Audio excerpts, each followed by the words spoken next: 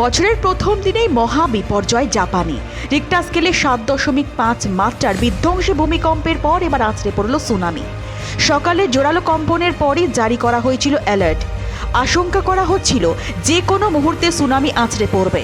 আশঙ্কা সত্যি করে দুপুরেই বিশাল বিশাল ঢেউ ধাক্কা মারল জাপানের উপকূলবর্তী এলাকায়। জানা গিয়েছে জাপানের ইশিকাওয়া শহরে আছড়ে পড়েছে সুনামি। স্থানীয় সময়ে 4:10 আছড়ে পড়ে প্রথম সুনামি। তার সঙ্গে আরও জোরালো ভূমিকম্পের সতর্কবার্তা ঘোষণা করা হয়েছে। বিশেষজ্ঞদের একাংশের দাবি, সকাল থেকে একের পর এক আফটার শকে কেঁপে উঠেছে জাপানের বিস্তীর্ণ এলাকা। আরও একটি 6.2 রিক্টার স্কেল মাত্রার ভূমিকম্প তৈরি হতে পারে যে কোনো সময়, এমনও অ্যালার্ট জারি করা হয়েছে।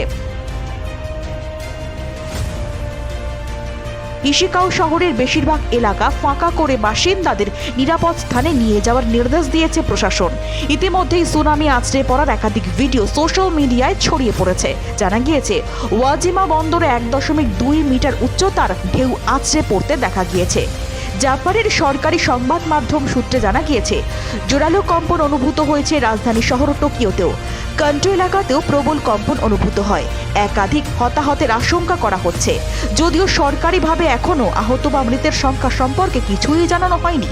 ইশিকাও, নিকাতা এবং তোয়ামাতে সবচেয়ে বেশি ক্ষয়ক্ষতির সম্ভাবনা রয়েছে। জাপানে ভারতীয় দূতাবাসের তরফে ইতিমধ্যে একটি ইমার্জেন্সি হেল্পলাইন নম্বর জারি করা হয়েছে।